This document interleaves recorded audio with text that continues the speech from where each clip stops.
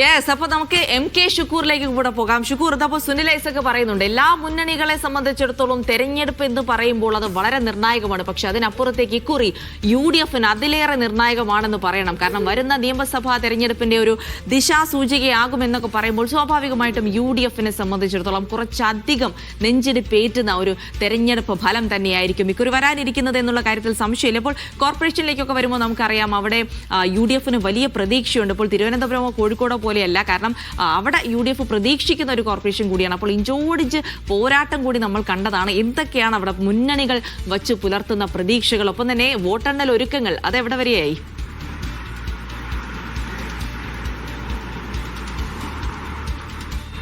ജിൽസി, UDFനെ സംബന്ധിച്ച് ജീവൻ മരണ പോരാട്ടമാണ് ഈ തെരഞ്ഞെടുപ്പ്. ആ അർത്ഥത്തിലുള്ള ഒരു സമീപനം പലയിടത്തും അവർ കാഴ്ചവെച്ചു എന്ന് തന്നെ പറയാം. എറണാകുളം കോർപ്പറേഷനെ സംബന്ധിച്ചിടത്തോളം ഇവിടെ UDFന്റെ ഒരു ശക്തി കേന്ദ്രമായിരുന്നു. എന്നാൽ കഴിഞ്ഞ തവണ ഇവിടെ UDFലെ വിമതരാണ് അവരുടെ ഭരണം നഷ്ടപ്പെടുത്തിയത്. വളരെ ചെറിയ ഒരു ഭൂരിപക്ഷത്തിന് ഒരു UDF വിമത കൗൺസിലറുടെ സഹായത്തോടു കൂടിയാണ് LDF ഇവിടെ ഭരണം പിടിക്കുകയും പിന്നെ LDFന്റെ സ്വാഭാവികമായ ഒരു അച്ചടക്കമുണ്ടല്ലോ, അതിൻ്റെ എല്ലാം പിന്തുണയോടുകൂടി അവർക്ക് 5 വർഷം പ്രശ്നങ്ങളൊന്നുമില്ലാതെ ഭരിക്കാൻ കൊച്ചി കോർപ്പറേഷനിൽ കഴിഞ്ഞു. ഇതാണ് മധ്യ കേരളത്തിൽ UDF നേരിടുന്ന ഏറ്റവും പ്രധാനപ്പെട്ട വെല്ലുവിളി എന്ന് പറയുന്നത്.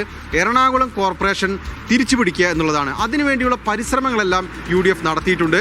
ഒരുപക്ഷെ 13 വിമതർ അവർക്ക് ആ നേട്ടത്തിന് മുന്നിൽ വെല്ലുവിളിയായി നിൽക്കുമ്പോൾ പോലും അവസാനം ആത്മവിശ്വാസം കൂടുതൽ UDF ക്യാമ്പിൽ തന്നെയാണ് എന്നുള്ളതാണ് യാഥാർത്ഥ്യം. എങ്കിൽ പോലും LDF കഴിഞ്ഞ 5 വർഷം വൃത്തിയോടുകൂടി ഭരിച്ചു എന്നൊരു നേട്ടം, ഒപ്പം തന്നെ ബ്രഹ്മപുരം മാലിന്യ സംസ്കരണ പ്ലാന്റ് യാഥാർത്ഥ്യമാക്കി എന്ന അവകാശവാദവും അവരെ സംബന്ധിച്ച് പ്രതീക്ഷയ്ക്ക് വക നൽകുന്നതാണ്. ആ അർത്ഥത്തിൽ എറണാകുളം കോർപ്പറേഷനാണ് മധ്യ കേരളത്തിലെ ഏറ്റവും പ്രധാനപ്പെട്ട ശ്രദ്ധാകേന്ദ്രം എന്ന് തന്നെ പറയാം. മറ്റൊരു പ്രധാനപ്പെട്ടത് തൃശ്ശൂർ കോർപ്പറേഷനാണ്. തൃശ്ശൂർ കോർപ്പറേഷൻ സംബന്ധിച്ച് BJP അവിടെ ഒരു പ്ലെയറാണ്. എന്നാൽ BJPക്ക് കഴിഞ്ഞ തവണ വിരലിലുള്ള സീറ്റ് മാത്രമേ ഉണ്ടായിരുന്നുള്ളൂ. പക്ഷേ സുരേഷ് ഗോപി അവിടെ MP ആയി വന്നതിന് ശേഷം തൃശ്ശൂർ കോർപ്പറേഷൻ പിടിക്കും എന്ന രീതിയിലുള്ളൊരു പ്രചണ്ഡമായ പ്രചരണവും വലിയ പ്രചാരണ കോലാഹലങ്ങളും അവിടെ സൃഷ്ടിക്കാൻ കഴിഞ്ഞു. ആ അർത്ഥത്തിൽ ഒരു BJP കൂടി പ്ലെയറായി വരുന്ന ഒരു തെരഞ്ഞെടുപ്പാണ് തൃശ്ശൂരിൽ നടക്കുന്നത്. UDF കഴിഞ്ഞ തവണത്തേക്കാൾ ശക്തമായി അവിടെ പ്രചരണ രംഗത്ത് സജീവമായി ഉണ്ടായിരുന്നു. LDF കഴിഞ്ഞ ഒരു UDF വിമതൻ്റെ സഹായത്തോടു കൂടി ഭരണം നടത്തിയ UDFും വളരെ സജീവമായിട്ട് അവിടെയുണ്ട്. LDFും വളരെ സജീവമായിട്ട് അവിടെയുണ്ട്. ആ അർത്ഥത്തിൽ തൃശ്ശൂർ കോർപ്പറേഷനും ശ്രദ്ധാകേന്ദ്രമായ ഒരു കേന്ദ്രമാണ്. മറ്റൊന്ന് ആലപ്പുഴയാണ്. ആലപ്പുഴയാണ് മറ്റൊരു $1 മില്യൺ ക്വസ്റ്റ്യൻ കാത്തിവെച്ചിരിക്കുന്നത്. അവിടുത്തെ ഈഴവ വോട്ട് BJPയിലേക്ക് ലോക്സഭാ തെരഞ്ഞെടുപ്പിൽ ഒഴുകിയതുപോലെ വീണ്ടും ഒഴുകുമോ എന്നുള്ള പ്രധാനപ്പെട്ട ചോദ്യമാണ് ആലപ്പുഴയെ കാത്തിരിക്കുന്നത്. അത് സംസ്ഥാന രാഷ്ട്രീയത്തിൻ്റെ തന്നെ ഗതി നിർണ്ണയിക്കുന്ന ഒരു ഉത്തരമായിരിക്കും ആലപ്പുഴയ്ക്ക് നൽകാൻ കഴിയുക. അവിടെ BJPയുടെ സാന്നിധ്യം, ഒപ്പം തന്നെ CPMൽ വിഭാഗീയത, ഒപ്പം തന്നെ കോൺഗ്രസിൻ്റെ സംഘടനാപരമായ ദൗർബല്യം, KC വേണുഗോപാലിൻ്റെ സാന്നിധ്യം, ഇങ്ങനെയുള്ള പല ഘടകങ്ങൾ പ്രവർത്തിക്കാൻ പോകുന്ന ഒരു ജില്ലയാണ് ആലപ്പുഴ. ഒപ്പം തന്നെ ഇടുക്കി പരമ്പരാഗതമായി UDFന്റെ ഒരു ശക്തി കേന്ദ്രമായിരുന്നെങ്കിലും കഴിഞ്ഞ ഏതാനും തെരഞ്ഞെടുപ്പുകളിൽ LDFന് അവിടെ വലിയ മുൻതൂക്കമുണ്ട്. അവിടെ നഗരസഭകളെല്ലാം UDF ആണ് ഭരിക്കുന്നതെങ്കിൽ പോലും അവിടെ MLAമാരെല്ലാം ഇപ്പോൾ LDF ആണ്. ആ അർത്ഥത്തിൽ ഒരു സംസ്ഥാനത്ത് ഒരു ഭരണമാറ്റം എങ്ങാനും ഉണ്ടാകാൻ പോകുന്നുണ്ടെങ്കിൽ അത് ഇടുക്കിയിലൊക്കെ ദൃശ്യമാകേണ്ടതാണ്. ഇത്തരത്തിലുള്ള ഒരു സാഹചര്യമാണ് മധ്യ കേരളത്തിൽ പൊതുവെയുള്ളത്. പിന്നീട് മറ്റൊന്ന് കോട്ടയത്താണ്. കോട്ടയത്ത് കേരള കോൺഗ്രസ് മാണി ഗ്രൂപ്പിൻ്റെ സാന്നിധ്യം അവരെ കാര്യമായിട്ട് തന്നെ LDF സീറ്റ് വിഭജനത്തിൽ പരിഗണിച്ചിട്ടുണ്ട്. അവർക്ക് അർഹമായ സീറ്റ് ലഭിച്ചു എന്നൊരു തോന്നൽ ആ പാർട്ടിക്ക് തന്നെ ഉണ്ടാക്കാൻ CPMന് കഴിഞ്ഞിട്ടുണ്ട്. അങ്ങനെയെങ്കിൽ LDF വിട്ട് UDFിലേക്ക് പോകും ജോസ് കെ മാണി എന്ന പ്രചാരണത്തിൻ്റെ നട്ടലൊടിക്കാൻ ഒരുപക്ഷെ ഈ തദ്ദേശ സ്ഥാപനത്തിൻ്റെ ഫലം അനുകൂലമാവുകയാണെങ്കിൽ അവർക്ക് സാധിക്കും.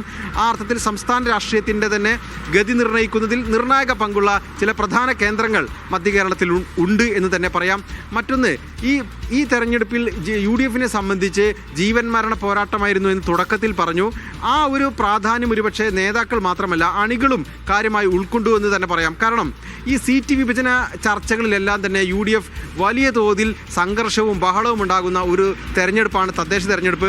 അവിടെ ഒരു 10 വാർഡുണ്ടെങ്കിൽ അവർക്ക് 25 പ്രശ്നങ്ങളുണ്ടാകും. ഓരോ വാർഡിലും 2-3 പ്രശ്നങ്ങളുണ്ടാകുന്ന ഒരു സ്ഥിതിവിശേഷം സാധാരണ ഉണ്ടാകാറുണ്ട്. എന്നാൽ ഇത്തവണ UDFന്റെ സീറ്റ് വിഭജനത്തിൽ മുൻകാലങ്ങളിൽ ഉണ്ടായതുപോലെയുള്ള തർക്കങ്ങൾ ഉണ്ടായില്ല എന്നുള്ളതാണ് മധ്യ കേരളത്തിൽ പൊതുവേ ദൃശ്യമായ ഒരു കാര്യം. അത് കേരളത്തിലും ഏറെക്കുറെ അങ്ങനെയാണെന്ന് തന്നെ പറയാം. കാരണം അവരുടെ സീറ്റ് വിഭജന ചർച്ചകളും അതുപോലെ തന്നെ സ്ഥാനാർത്ഥിയെ നിശ്ചയിക്കലുമെല്ലാം താഴെ തട്ടിൽ തന്നെ ഏറെക്കുറെ പൂർത്തിയാക്കാൻ അവർക്ക് അവർക്ക് കഴിഞ്ഞു, അത് നേരത്തെ നടത്താൻ കഴിഞ്ഞു. ഇത്തരത്തിലുള്ള ചില മുന്നൊരുക്കങ്ങൾ UDF-നുണ്ടായി. ഒരു ഭരണവിരുദ്ധ വികാരം സംസ്ഥാനത്തുണ്ടെങ്കിൽ അത് സ്വാഭാവികമായും ഈ തെരഞ്ഞെടുപ്പിൽ ഉണ്ടാകണം.